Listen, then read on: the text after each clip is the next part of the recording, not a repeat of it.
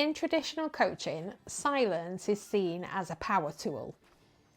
A moment for insight and a pause for reflection is what everybody needs, isn't it? Maybe not. Because the part that nobody talks about is that for many people, silence isn't spacious. It's actually stressful. It feels very unsafe. If someone is already overwhelmed or unsure, silence can actually activate the nervous system. Their heart rate starts to go up, their mind scans for the right answer, and the pretender takes over. The people pleaser tries to give you, the coach, what you want. The perfectionist tries to perform great insight. The self-persecutor spirals, and the persecutor of others completely disconnects from you.